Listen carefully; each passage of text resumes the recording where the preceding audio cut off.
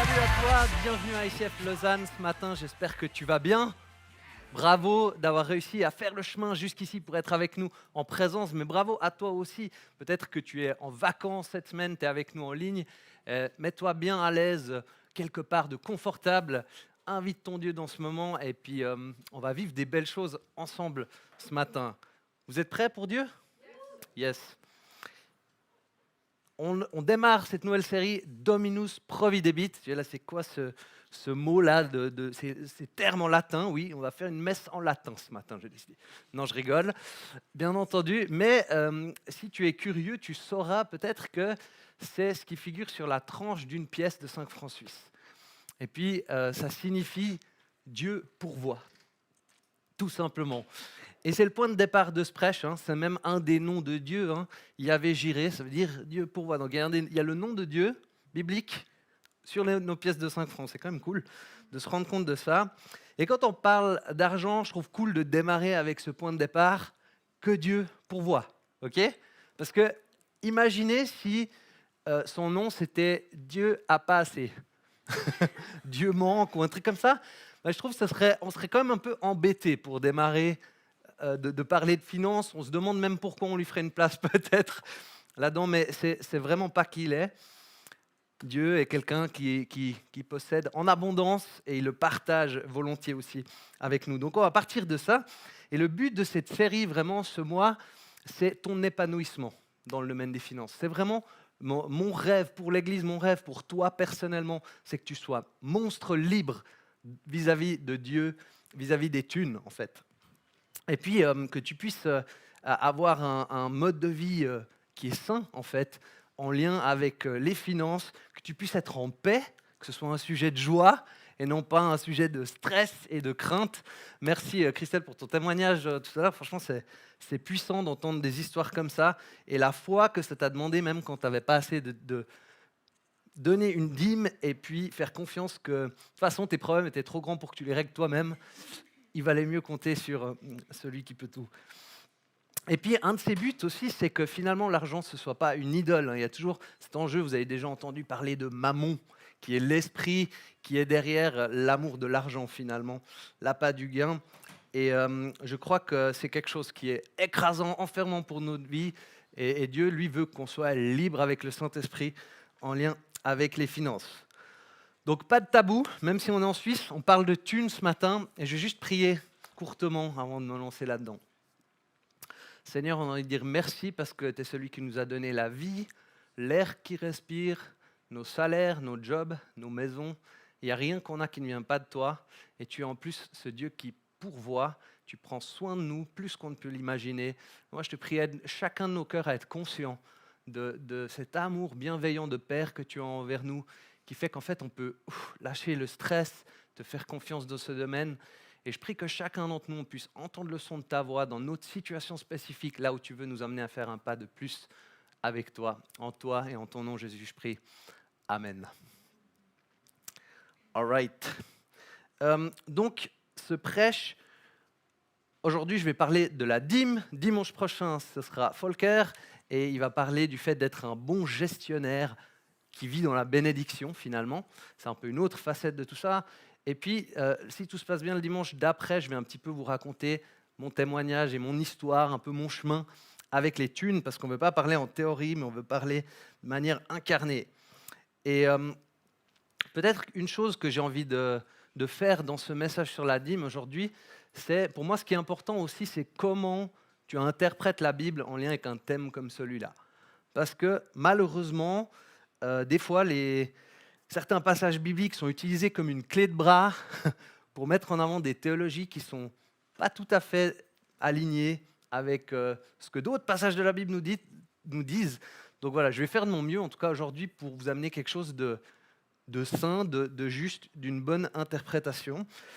Et puis, le dernier truc que j'ai envie de dire en lien avec ça, c'est que un jour, je vais rendre des comptes à Dieu pour ce que je vous ai enseigné sur ce thème. Voilà. Donc sachez que je prends ça très au sérieux, avec beaucoup de crainte et de tremblement, et puis que je n'ai pas un agenda personnel là-dedans, autre que celui de ta liberté en lien avec les finances, spirituellement, et puis de la fidélité à ce que Dieu nous invite à vivre dans sa parole. Donc, point de départ qui est vraiment important en lien avec tout ça, on est dans la période de la nouvelle alliance, en fait. Donc, on ne fait pas pour être béni, mais on est béni pour faire. On est béni, donc on fait, ok? La Bible nous dit que on est béni de toutes les bénédictions spirituelles en Christ, ok? Ça, c'est le point de départ. Tu n'as même pas levé le petit doigt. Si tu as mis ta foi en Jésus, tu es béni. Et peut-être qu'il y a un chemin pour que ça devienne une réalité pratique dans les finances, ok? Mais par de là, et en fait, ça, c'est ce qui nous rend libres dans notre cœur déjà, pour dire, en fait, je peux peut-être lâcher, je peux peut-être faire un pas en avant dans ce domaine des finances. Et cette foi en Jésus-Christ, c'est ce qui nous libère de mammon, ok? Sache-le, proclame-le pour ta vie. Et puis, des fois, on a un peu aussi réduit la question de la dîme, dire, si tu veux être béni, paye ta dîme. Ok. Il y a quelque chose qui n'est pas complètement faux là-dedans, mais ce n'est pas complètement juste non plus. Comme je disais, la bénédiction, elle est en Jésus-Christ, par la foi à la croix. Et ensuite, oui, ça va venir dans nos actes, dans ce qu'on fait. Et la dîme, c'est un aspect peut-être qu'on peut mettre dans le tableau de ce à quoi ressemble une vie bénie. Mais finalement, le plan de bénédiction pour ta vie en lien avec les finances, c'est que tu grandisses dans le fait d'être un bon gestionnaire de ce que Dieu t'a confié. OK ? Alors, on a commencé en disant qu'on a un Dieu qui est bon, qui pourvoit, ça c'est important. Mais on doit encore dire une chose sur Dieu avant de se lancer, sinon on a le risque de ne pas trop être dans l'humilité en lien avec ce thème. Et l'autre point de départ dont on a besoin, c'est de savoir que tout appartient à Dieu. Absolument tout. Et oui, Dieu respecte la propriété privée, je crois, dans la société. Je crois que c'est un concept divin où en fait, il permet que tu possèdes quelque chose, c'est à toi, sur cette terre. Mais tu en es le gestionnaire pour une période en fait. Et un jour, tu vas rendre des comptes sur ce que tu as fait avec ce qu'il a mis entre tes mains. Donc globalement, c'est comme à lui. Tu lis dans AG 2.8, « L'argent m'appartient, l'or m'appartient, déclare l'Éternel, le maître de l'univers. » Voilà, il nous rappelle juste comme ça, en 2 mots, qui il est. Ok, c'est vrai. Excuse-moi Seigneur, je me suis pris pour un peu plus. Qu'est-ce qu'il y a sur cette terre qui n'appartient pas à Dieu? Tu arrives à me dire quelque chose? Il y a des choses qui ne lui plaisent pas ou qui sont mal utilisées, mais qu'est-ce qu'il n'a pas créé, mais qui ne lui revient pas finalement à la fin? Et ton salaire? Mon salaire? C'est la même chose. C'est pas différent. Et il le dit bien aussi dans Deutéronome 8, 18, il dit « Tu te souviendras du Seigneur ton Dieu, car c'est lui qui te donne de la force pour acquérir ses richesses, afin d'établir son alliance, celle qu'il a jurée à tes pères. Voilà pourquoi il en est ainsi en ce jour. » Rien que la force que tu as pour travailler, obtenir un salaire, c'est Dieu qui te la donne. Et alors maintenant qu'on a posé, juste pour se rappeler un peu l'échelle des choses, qui est à quelle place, pourquoi, on va aller creuser cette question, mais d'où vient cette idée de la dîme, Alors forcément, tu t'en doutes, ça vient de la Bible, c'est un concept biblique, mais pour nous, à ICF, c'est aussi un principe qu'on a décidé de vivre tout simplement dans le mouvement. Donc voilà, on pose ça un peu comme un fondement de comment on veut fonctionner en tant que groupe d'église, et pour financer et alimenter l'église locale, on pense que c'est un bon moyen de le faire, et puis surtout, on a envie de s'encourager ensemble à faire ça. Donc la dîme, c'est un principe qu'on trouve dans la Bible déjà avant la loi.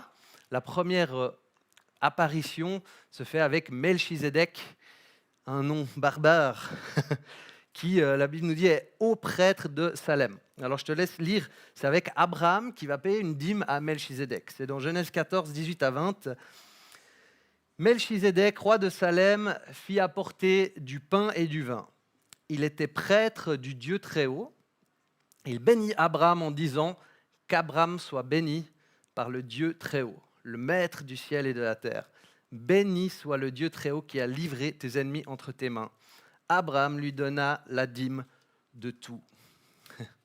Ok, donc Melchizedek, ce haut prêtre de Salem, il faut savoir c'est que c'est aussi une préfiguration de Christ. On lit dans Hébreux que Jésus est prêtre selon l'ordre de Melchizedek. Donc voilà, tu peux faire un petit peu ce lien peut-être entre le 10% qui est donné en dîme, finalement, à une figure qui représente Christ. Et il y a ce lien entre bénédiction et dîme qu'on voit, finalement. Melchizedek bénit, Abraham donne la dîme de tout à ce moment-là. C'est bien quand même de préciser que là, on voit un principe de la dîme qui est exprimé. On n'est pas dans la loi, on est avant la loi. Mais voilà, c'est une occurrence, c'est une bataille. Et puis, c'est une incidence où on voit ça et non pas un don régulier. En tout cas, on ne sait pas s'il l'a fait plus que ça. On voit ensuite une deuxième apparition de la dîme avant la loi. Cette fois-ci, c'est Jacob. C'est dans Genèse 28, 20 à 22. Et on lit « Jacob fit ce vœu. Si Dieu est avec moi et me garde pendant mon voyage, s'il me donne du pain à manger et des habits à mettre, et si je reviens dans la paix chez mon père, alors l'Éternel sera mon Dieu. Cette pierre dont j'ai fait un monument sera la maison de Dieu, et je te donnerai la dîme de tout ce que tu me donneras. » Donc on voit une nouvelle apparition de la dîme, mais de nouveau elle est un peu spéciale. Ce n'est pas une dîme régulière, etc. C'est un vœu que Jacob fait. Et non seulement c'est un vœu, mais c'est un vœu conditionnel. Il dit « si Dieu me bénit, je donnerai 10% de ça ». Donc, mais en l'occurrence, Dieu bénit, et donc Jacob donne cette dîme. Donc ça, c'est avant la loi. Puis on voit apparaître ce principe, et ensuite il est codifié. Il est intégré dans la loi du peuple d'Israël. Et ça, on le voit dans Lévitique. On est au chapitre 27, 30 à 33.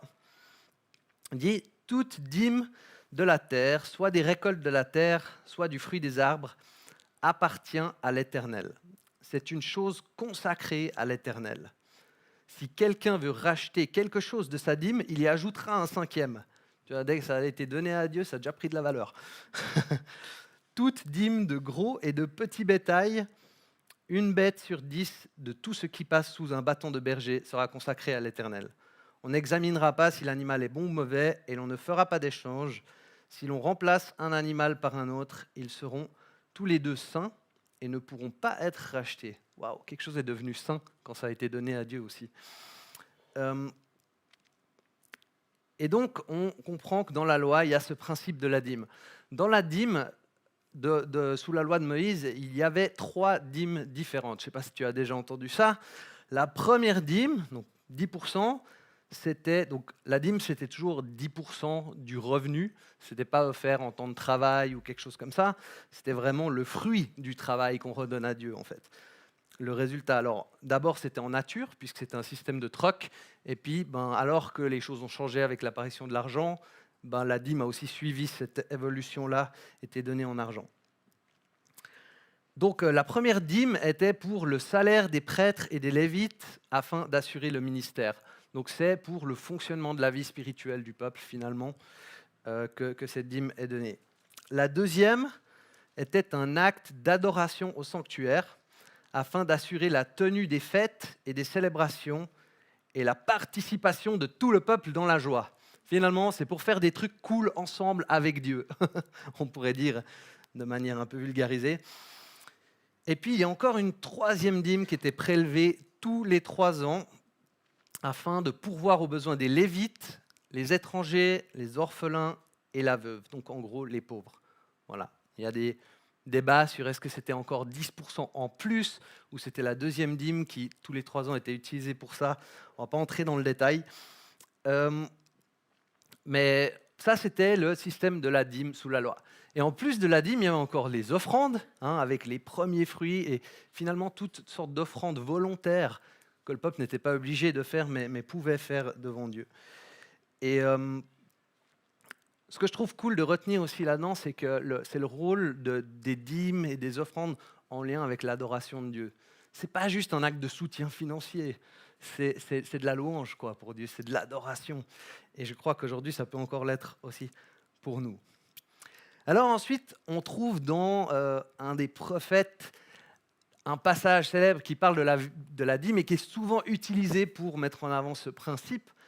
Des fois, il est un peu massacré quand même au niveau de ce qu'on lui fait dire. Je vais essayer de faire ça juste, je ne promets pas, je fais de mon mieux. Mais on va aller le regarder, on va voir qu'est-ce qu'on peut retenir de ça ou pas. Tu l'auras peut-être déjà compris si tu as déjà fréquenté les églises un moment, c'est Malachie 3, 8 à 12.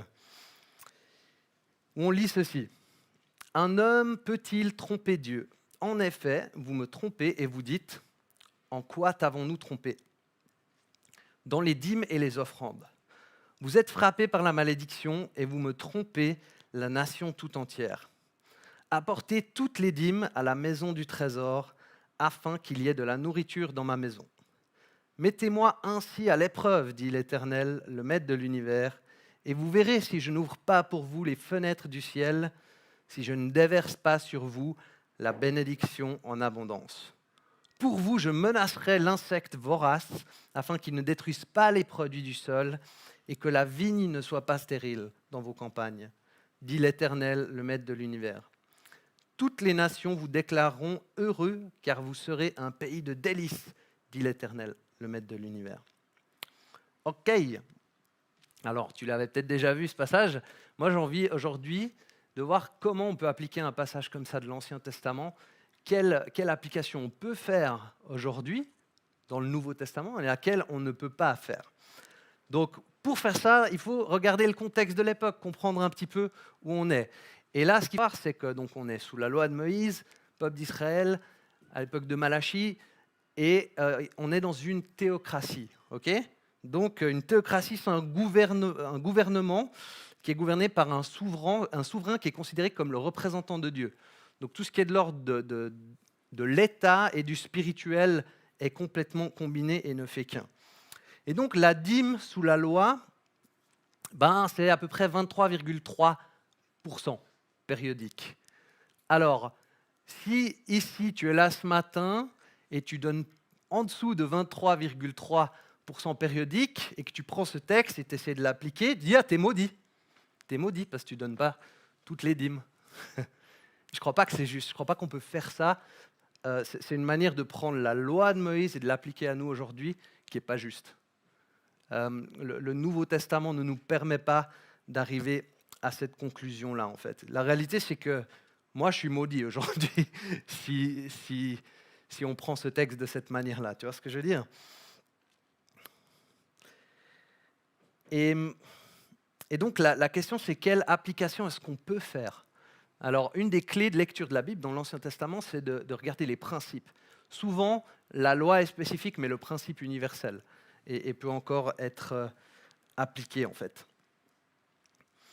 Donc, tout d'abord, il y a un problème de désobéissance dans ce passage. Il y a un problème du cœur, en fait. Ils n'ont pas fait ce que Dieu a demandé, ce qui était clair, tout simplement. Ça reste vrai aujourd'hui pour nous aussi, si on ne fait pas ce que Dieu nous demande. Et Dieu nous demande des choses aussi dans le Nouveau Testament, croyez-le. Puis il y a cet enjeu de faire plus confiance à nos propres ressources qu'à Dieu, finalement, comme celui qui pourvoit pour tout. Le texte parle, il dit vous me volez. Il parle de voler Dieu. Est-ce qu'on peut voler Dieu? Vous pensez qu'on peut seulement voler Dieu dans l'Ancien Testament? Non, je ne pense pas. Je pense que c'est aussi tout à fait possible de le faire aujourd'hui. On peut d'ailleurs très bien mentir à Dieu dans le Nouveau Testament, comme on le voit avec l'histoire d'Ananias et Saphira, qui mentent au Saint-Esprit. Si on peut lui mentir, je ne vois pas en quoi on ne serait pas capable de le voler. Je ne suis pas en train de recommander de faire ça, en aucun cas. Mais du coup, qu'est-ce que ce serait voler Dieu dans le Nouveau Testament? Dans l'Ancien Testament, là, dans ce contexte spécifique, c'est donné moins que 23%. Donc dans le Nouveau Testament, c'est quoi voler Dieu? C'est aussi donné moins que 23%? Non, je ne crois pas. Mais je pense que c'est utiliser les ressources financières que Dieu destine à quelque chose pour autre chose. Donc ça peut être des ressources que lui a envie de destiner aux pauvres, ou à un projet, ou à l'église locale. Et là, il y a plein de critères et de recommandations dans le Nouveau Testament pour comment on est amené à soutenir l'église locale. Je crois que si on ne suit pas tous ces commandements-là, oui, on va être dans le fait qu'on vole à Dieu. La bonne nouvelle, c'est que tu as la grâce de Jésus. Et on peut toujours recommencer et faire des ajustements pour sortir des comportements où on n'est pas fidèle finalement à ce qu'il nous a demandé. Donc, est-ce qu'on est sous une malédiction pour ne pas avoir donné notre dîme? Est-ce qu'on est sous une malédiction pour ne pas avoir donné 23%? Non. La dîme 10%? Peut-être. Je te laisserai répondre à cette question plus tard. Je vais voir comment je comprends encore cette notion de dîme dans une perspective de la Nouvelle Alliance. Puisqu'on ne peut pas juste éradiquer ce principe comme s'il n'existait pas. Et puis, quel principe on voit encore dans ce texte? Le but de ça, le cœur de Dieu, il dit, c'est pour qu'il y ait des richesses dans mon temple, dans ma maison. C'est pour que le lieu de culte, ce soit un lieu d'abondance. Et ça, je pense que même si ce n'est pas un parallèle parfait, puisque dans l'Ancienne Alliance, le temple, c'est le temple. Dans la Nouvelle Alliance, le temple, c'est quoi? C'est vous. Vous êtes au taquet, c'est génial. C'est bien. La mentalité du Nouveau Testament, la Nouvelle Alliance. C'est vous. N'empêche que l'Église, c'est aussi quand même un lieu de culte. Et le temple, un lieu de culte. Donc, il y a certains des besoins pour que l'Église existe qui restent les mêmes. Et je crois que Dieu a toujours envie que l'Église locale, elle fleurisse. Sans finance, elle dépérit, je vous garantis. Et puis, on a un petit peu vu globalement tout ça, on va encore revenir sur certaines choses après, mais il y a un autre passage avec un prophète qui va aussi dans la même direction. C'est un peu une sensibilité différente. On est dans Agé, cette fois Agé 1, 9 à 13. Et regardons cette fois-ci ce que Dieu reproche au peuple. Vous comptiez sur beaucoup et vous avez eu peu. Vous l'avez rentré chez vous, mais j'ai soufflé dessus. Pourquoi, déclare l'Éternel, le Maître de l'univers? À cause de ma maison qui est détruite, tandis que vous vous empressez chacun pour votre maison. Voilà pourquoi le ciel a retenu la rosée et la terre ses produits. J'ai appelé la sécheresse sur le pays, sur les montagnes, sur le blé, sur le vin nouveau, sur l'huile, sur les produits du sol, sur les hommes et sur les bêtes, sur tout le travail de vos mains. Zorobabel, fils de Shealtiel, le grand prêtre Josué, fils de Yotsadak, et tout le reste du peuple écoutèrent la voix de l'Éternel leur Dieu et les paroles du prophète Agé, conformément à la mission que l'Éternel leur Dieu lui avait confiée. Et le peuple fut saisi de crainte devant l'Éternel. Agé, le messager de l'Éternel, dit au peuple, d'après l'ordre de l'Éternel, je suis moi-même avec vous, déclare l'Éternel. Et c'est cool, il y a un happy end dans cette histoire, ce n'est pas toujours le cas. Mais finalement, on voit là que Dieu reproche aux gens de prendre soin de leur maison, alors que son temple, sa maison, son lieu de culte collectif, il souffre, il dépérit et il n'est pas en forme. Et ça, c'est un principe qui reste, je crois, potentiellement d'actualité aujourd'hui. Je crois qu'on peut construire sa maison, je crois qu'on peut construire une maison physique même, mais moi, en tout cas, j'ai fait le choix de toujours mettre la maison de Dieu en premier avant mes projets personnels. Et je crois que c'est sage, parce qu'une maison physique, c'est cool, mais on ne la prend pas avec nous pour l'éternité. Hein. Elle va crouler un jour, elle va rouiller, elle va dépérir. Il y en a qui se construisent des belles maisons sur terre, d'autres des belles maisons au ciel. Je ne sais pas pour vous, mais moi, j'ai envie d'investir dans l'éternité. Je crois que c'est beaucoup plus sage et beaucoup plus pertinent comme investissement. Et ce que je trouve cool dans cette histoire, c'est que finalement, ils ont écouté. Ils ont écouté, ils se sont dit, ah ouais, ok, c'est vrai, on n'a pas mis les bonnes priorités en premier et on va faire des ajustements. Donc, il y a une nécessité pour l'Église locale en lien avec les finances.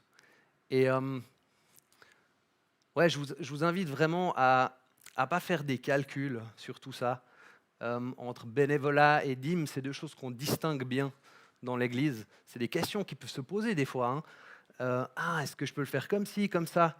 Mais je pense que quand on touche à ça, il y a deux enjeux qui viennent. C'est un, on garde le contrôle sur quelque chose où on est amené à lâcher finalement à Dieu. Et l'autre, c'est que quand on donne son temps, ça ne touche pas à la question de l'argent dans le cœur. Ça ne touche pas aux revenus ensuite qu'on redonne. Il y a quelque chose de différent en nature en lien avec ça. Donc moi, je vous invite à vivre ces questions séparément, les aspects financiers des aspects bénévolat, tant que vous offrez à disposition de l'Église pour servir votre Dieu.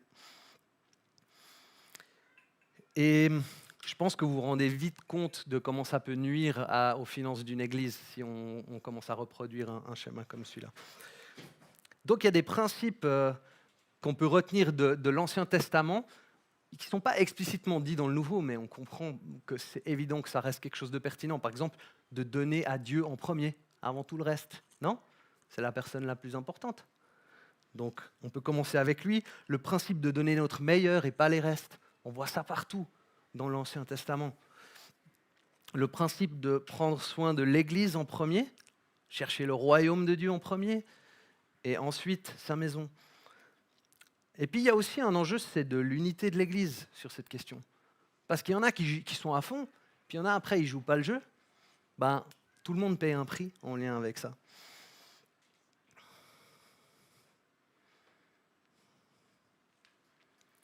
Voilà, je crois que c'est une nécessité pour alimenter l'Église locale et qui ne manque de rien là où les croyants se rassemblent pour adorer.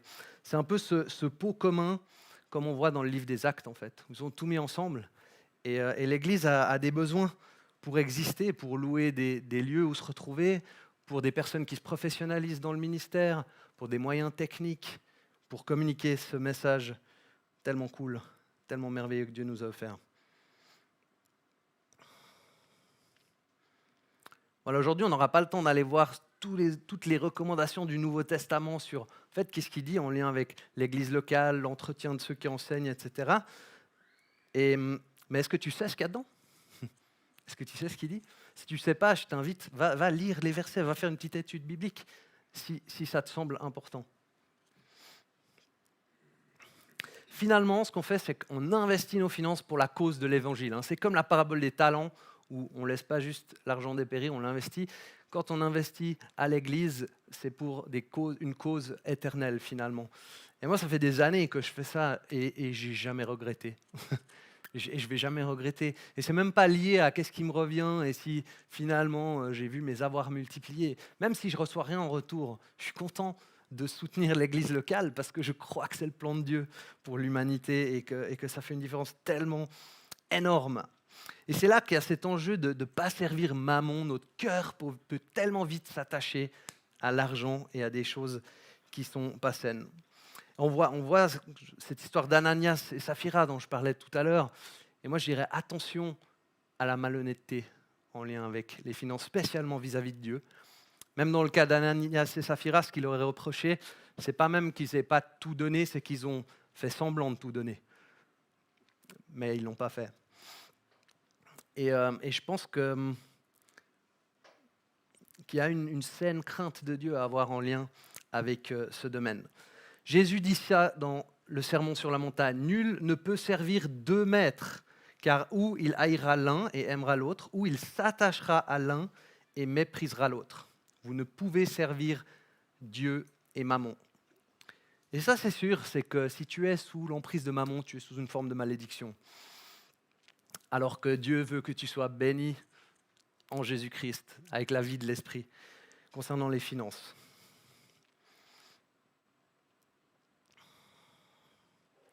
Des fois, on s'accroche pour garder le contrôle, parce qu'on oublie combien Dieu est capable de nous bénir avec beaucoup plus que ce qu'on a juste entre nos mains. Et nous, on veut s'encourager du coup dans l'Église, c'est à vivre ce principe dans la liberté de Jésus-Christ. En fait, donner la dîme, c'est toujours un enjeu de foi. Toutes les personnes qui donnent leur dîme, c'est parce qu'elles ont la foi qu'il y a quelque chose de mieux pour leur vie que Dieu va déposer en lien avec ça, que si elles ne le font pas. Alors, est-ce que je suis prêt à obéir radicalement avec mes thunes? Ça, c'est une grande question. Et donc, pour aujourd'hui, j'ai choisi de t'amener une petite illustration de la dîme. Pour ça qu'il y a ces merveilleux gâteaux que Léo a failli manger tout à l'heure. Il a entendu les paquets directs, tu vois. C'est ce qu'on appelle une pie chart. Vous avez déjà entendu, mais pour de vrai. Donc, tu vois, ça, c'est la part que Dieu te donne. Ça vient de lui, c'est ce que tu as dans ta vie. C'est une jolie part, mais voilà, c'est ce que c'est. C'est pour une personne. Et puis, la dîme, c'est Dieu t'a béni avec cette part, tu lui rends 10% à peu près. Comme un acte de louange, c'est pas grand-chose finalement. Il te reste encore 90%, tu vois, avec lequel agir. Et l'idée de ça, c'est que ça, c'est la part de la transaction. C'est la part de la confiance, finalement. C'est un geste, c'est un symbole concret pour dire ce que tu m'as donné vient de toi, je te le rends. Je te rends un bout, comme une manière de te louer, de te remercier, et aussi comme une manière de dire, en fait, je veux faire équipe avec toi dans les finances. Et donc, je crois que je suis mieux avec 90%, et puis ma foi en toi, et ce que tu vas faire peut-être comme miracle ou comme bénédiction dans ma vie, qu'avec juste mon 100%, et finalement, je ne dépends pas de toi. Ce 10%, c'est un symbole fort de dire « je dépends de Dieu », de transaction. C'est intéressant, Volcker, il me racontait une étude qui disait qu'ils ont demandé aux gens combien il fallait qu'ils aient pour être bien, et les gens disent toujours 10% de plus, apparemment. C'est un peu le chiffre qu'ils ont déterminé. Le croyant, tu vois, lui, fait l'inverse. Il prend 10% de moins et dit « voilà ce que j'ai besoin pour être en paix, pour être bien avec Dieu et montrer que mon Dieu est plus grand et plus fort que mes propres ressources. » Et puis ce qui se passe, c'est que Dieu, il agit. Il se révèle avec ceux qui font des pas de foi et qui lui font confiance. Et puis il vient mettre sa part dans ton gâteau. Tac. Tu vois un peu le truc là? Tu voulais garder par tes propres forces, tu aurais eu le 100% et encore, il y a peut-être les sauterelles et tout qui seraient venus dévorer et ruiner tes petits projets et ce que tu as. Et là, en fait, tu te rends compte que Dieu veut faire équipe avec toi et que ses ressources à lui sont infiniment plus grandes que les tiennes. Non seulement ça, mais en fait, tu as encore une autre part qui est là. Je voulais prendre une forêt noire à la base, mais... Tu vois, c'est que la part que Dieu te donne, il y a de l'épaisseur. Il y a même une dimension plus supérieure, une nouvelle dimension à ce que tu reçois. C'est la dimension spirituelle aussi, des choses invisibles et du cœur et de toutes ces choses-là. Donc pour tous ceux qui ne sont pas dans le jeûne et la prière, en ce moment, vous aurez de la tourte de Linz tout à l'heure. Que Dieu bénisse spécialement les Autrichiens. On en a dans le mouvement, on a des ICF en Autriche, vous savez. Voilà. Donc finalement, c'est un enjeu de confiance en Dieu. Et pour moi, ça a toujours été ce cas de dire, mais je suis tellement convaincu que je fais un pas de foi, je dis Seigneur, je choisis de dépendre de toi et pas juste de tout ce que j'ai, et que Dieu est capable de faire tellement plus. C'est un transfert de confiance, mais aussi d'autorité, et dire, moi je ne suis pas le chef de ce que tu m'as donné, et je te laisse être le chef et régner. En fait, on provoque intentionnellement la foi en se rendant dépendant. Et je veux te relire ce verset qu'on a lu au Weekend Away de Chroniques, parce qu'il nous rappelle que Dieu, il n'a pas le bras trop court pour te bénir ou te sauver de tes galères financières. Il est capable. Tu peux faire confiance, tu peux compter sur lui. On lit ça. À toi, Éternel, sont la grandeur, la puissance et la splendeur, l'éternité et la gloire. Car tout ce qui est dans le ciel et sur la terre t'appartient. À toi, Éternel, sont le règne et l'autorité suprême. C'est de toi que viennent la richesse et l'honneur. C'est toi qui domines sur tout. C'est dans ta main que sont la force et la puissance. Et c'est ta main qui a le pouvoir de tout agrandir et de tout fortifier. Maintenant, notre Dieu, nous te louons et nous célébrons ton nom glorieux.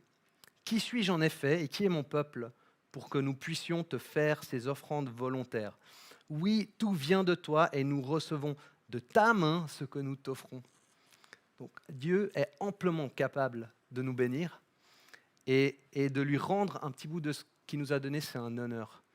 Je ne sais pas si tu le vis comme ça. Pour moi, c'est un honneur, c'est un privilège de redonner à Dieu un bout de ce qu'il me donne. C'est lui qui me l'a donné à la base, ça vient de lui. Et on arrive à cette question du Nouveau Testament. Est-ce que le Nouveau Testament, il annule le principe de la dîme? Qu'est-ce qu'il fait? J'ai envie de te dire non, je ne crois pas que le Nouveau Testament annule le principe de la dîme, je crois qu'il l'accomplit. On va plus loin et il y a de la liberté.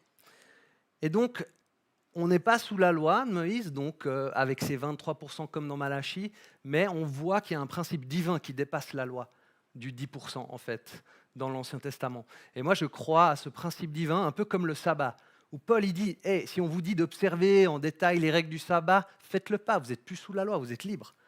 Mais on comprend quand même le sabbat comme un principe divin qui est bon et sain à vivre pour tout le monde. On a tous besoin d'un jour de repos par semaine. C'est dans l'ordre de comment Dieu a créé les choses. Je crois que la dîme, ça touche exactement à quelque chose du même ordre, en fait. C'est dans l'ordre de comment Dieu a créé les choses.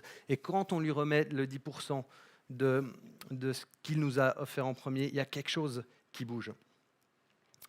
Un petit verset du Nouveau Testament pour comprendre la notion de sacrifice sous la Nouvelle Alliance.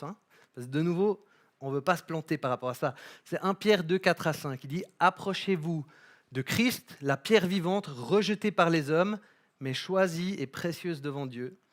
Et vous-même, en tant que pierre vivante, laissez-vous édifier pour former une maison spirituelle, un groupe de prêtres saints, afin d'offrir des sacrifices spirituels que Dieu peut accepter par Jésus-Christ. » Et donc, tu n'es pas béni parce que tu fais, mais parce que tu es béni en Jésus-Christ, tu fais.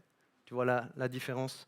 Et j'aime bien, comme Pierre, il en parle, il dit c'est des sacrifices spirituels, mais ils ne sont pas acceptés parce que tu es trop bien puis tu as fait juste. Ils sont acceptés par le sacrifice gratuit de Jésus-Christ à la croix pour toi. Gratuit pour nous, pas pour lui. Et ce verset d'Éphésiens qui nous rappelle notre identité dans la foi en Christ. Béni soit le Dieu et Père de notre Seigneur Jésus-Christ, qui nous a bénis de toute bénédiction spirituelle dans les lieux célestes en Christ.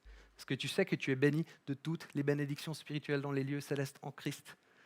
Plus tu sais ça, plus tu vas être libre par rapport aux finances finalement, de faire les choses en le laissant lui être le boss. Et bien sûr, quand on s'écarte des principes de Dieu, on s'écarte de cette bénédiction. Et dans le Nouveau Testament, comme on est béni, on peut aussi, comme Jacob, donner la dîme sur ceux avec quoi on a été béni. Donc, y a-t-il la dîme dans le Nouveau Testament? La réalité, c'est que le principe de la dîme n'est pas enseigné dans le Nouveau Testament. Tu peux chercher, tu ne vas pas le trouver exactement. Le seul endroit que tu pourrais trouver, c'est en fait où Jésus valide les pharisiens qui payent la dîme sur les herbes, etc. Mais ils ont une sale attitude, en fait. Ils le font avec des motivations pourries, etc. Et puis, qu'est-ce que Jésus dit à ce sujet? Il dit, il aurait fallu faire les deux. Payez la dîme et faites-le avec humilité, amour, miséricorde, toutes ces questions-là. En même temps, il parle à des Juifs qui pratiquent la loi de Moïse. Donc, on n'est pas dans l'application de la Nouvelle Alliance, je dirais à proprement parler. Mais je pense quand même que le Nouveau Testament, il annule pas la dîme, il va plus loin, en fait. On voit ça dans toute la logique, justement, de ce que Jésus enseigne dans le Sermon sur la montagne ou justement avec les pharisiens. En fait, si la dîme faisant partie de l'Ancien Testament, ça a pour conséquence qu'on est moins intentionnel et moins généreux aujourd'hui en Jésus-Christ, je pense qu'on n'a rien compris. Il y a vraiment un truc qui manque à ce niveau-là. Et Dieu, en fait, dans le Nouveau Testament, il appelle à ce qu'on peut appeler une générosité débordante, abondante, extravagante même, en fait. Et c'est même pas genre que tu dois donner tant, c'est juste tu donnes tellement plus. Et voilà comment moi je comprends un petit peu l'aspect de la Nouvelle Alliance. C'est dans Matthieu 5, 17, Jésus dit « Ne croyez pas que je sois venu pour abolir la loi ou les prophètes. Je suis venu non pour abolir, mais pour accomplir. » Et encore un petit peu plus loin, il reprend la loi, il explique comment il l'accomplit, la loi. Il dit « Vous avez appris qu'il a été dit aux anciens, tu ne commettras pas de meurtre. Celui qui commet un meurtre mérite de passer en jugement. Mais moi, je vous dis, tout homme qui se met sans raison en colère contre son frère mérite de passer en jugement. Celui qui traite son frère d'imbécile mérite d'être puni par le tribunal. Et celui qui le traite de fou mérite d'être puni par le feu de l'enfer. » Waouh, le standard, il n'a pas baissé, j'ai envie de dire. Tout au contraire, ça vous fout les boules, ça devrait. Mais il y a la grâce. Ou encore, il dit, vous avez appris qu'il a été dit, tu ne commettras pas d'adultère, mais moi je vous dis, tout homme qui regarde une femme pour la convoiter a déjà commis un adultère avec elle dans son cœur. Okay, donc, l'accomplissement de la loi en Jésus-Christ, c'est une augmentation du standard pour aller encore plus proche du cœur et du sens, en fait, qui est derrière une loi ou un commandement. Et le Nouveau Testament nous dit que ces commandements ne sont pas un fardeau pour nous. On est libre de les vivre, c'est une joie. Donc, je ne crois pas que donner moins, ça ait remplacé la dîme. Et on voit la première église, qu'est-ce que font les premiers croyants? Ils mettent tout en commun. Donc, en fait, ils donnent absolument tout, c'est radical. Et je crois que grandir dans la générosité, ce n'est pas de commencer à vivre une générosité spontanée et aléatoire, en fait. Je t'invite à vivre ça en lien avec ton programme de fitness, puis on va voir qu'est-ce que ça donne. On donne rarement mieux, on obtient rarement de meilleurs résultats quand on est juste en mode « Ah, bah, je fais quand ça vient, quand j'ai un élan du cœur, je donne ici. » Puis, je ne crois pas que c'est cette générosité-là à laquelle on est appelé dans le Nouveau Testament. Au contraire, on est amené à la cultiver intentionnellement. Et si tu as un peu expérimenté avec ces questions de grandir, d'être intentionnel, tu sais que d'avoir des repères précis et concrets, c'est un excellent moyen de grandir. Si tu ne sais pas combien de reps, à combien de kilos tu fais avec ton développé couché à la gym, ton entraînement ne va pas être pertinent. Et moi, je crois que c'est là que les 10% de la dîme entrent en compte, en fait, et que c'est un repère qui est basé sur un principe divin et qui est hyper sain, finalement, comme... Enfin, je ne sais pas pour vous, mais pour moi, 10%, je ne considère pas qu'on est encore dans la générosité extravagante du Nouveau Testament. Donc, moi, je vois la dîme comme une continuation de l'Ancien, un point de base sur lequel aller plus loin et grandir dans la générosité, en fait.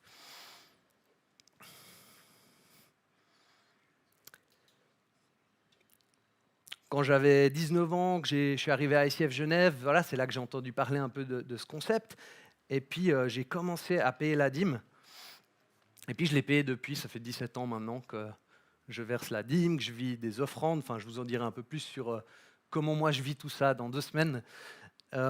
Mais ce qui m'a frappé, c'est le jour où j'ai décidé de payer ma dîme et un truc a changé spirituellement.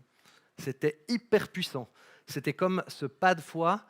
Il y a comme le ciel qui s'est ouvert et je vivais le Saint-Esprit avec une double intensité. Et j'ai remarqué souvent que quand je parle de finances, cette même intensité spirituelle, je la retrouve. Pourquoi? Il y a un combat, il y a une concurrence dans nos cœurs entre Dieu et Mammon. Et la dîme, c'est le meilleur moyen que je connaisse pour péter cette concurrence et mettre la balle dans le camp de Dieu, dire « Ok, 90%, c'est déjà énorme, et je crois que les petits 10% qui restent, tu vas largement les exploser avec tes bénédictions spirituelles, et peut-être même pas en entrée financière, qui sait, même si Dieu dit dans Malachie de le tester à ce sujet. » Et je pense que si il nous dit de le tester sous l'ancienne alliance, tu peux d'autant plus y aller sous l'alliance de Christ. Que faire de ceux qui ont déjà pas grand-chose, qui sont dans le manque? Est-ce qu'il faut quand même payer la dîme? Moi, je le ferais. Je pense que Christelle, elle a pété un truc de pauvreté dans sa vie en faisant ça, avec son témoignage de tout à l'heure. Elle a en chemin appris aussi à gérer bien ses finances, ou mieux en tout cas. Et puis aujourd'hui, elle n'est plus dans la même situation qu'avant.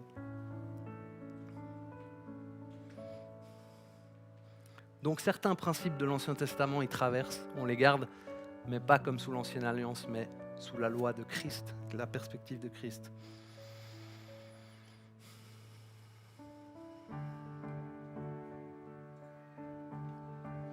Ouais. C'est une question de foi et c'est une question du cœur à la fin. Et on va terminer avec ce Dieu qui veut absolument nos cœurs en entier.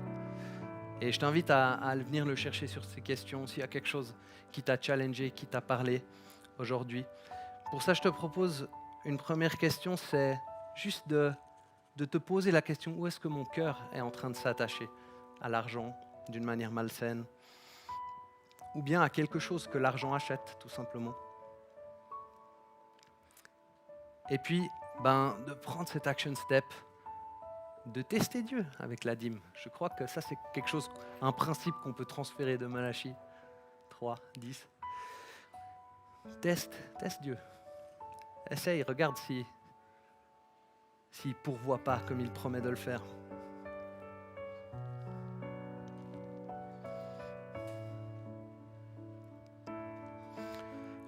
On va prendre un temps avec lui, je te laisse vivre ce moment Puis tout à l'heure, la band reviendra nous emmener dans la suite des aventures.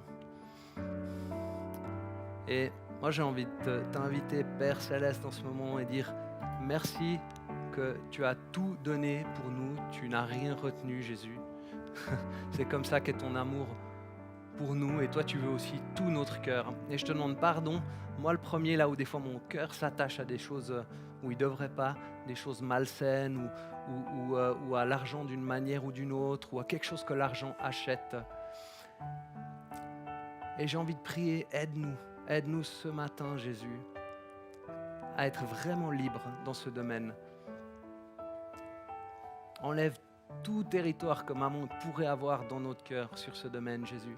Et donne-nous cette liberté de Christ, de faire un pas de foi avec la dîme et d'entrer dans une générosité intentionnelle et extravagante, comme tu nous l'enseignes dans le Nouveau Testament. Parle-nous, Seigneur, et mets à l'épreuve les parties de nous qui ne veulent pas te faire confiance, lâcher.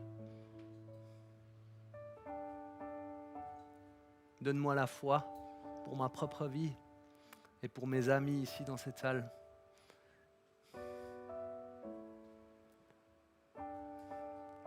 Et aide-nous à grandir dans la gestion des finances que tu nous as confiées et qui t'appartiennent.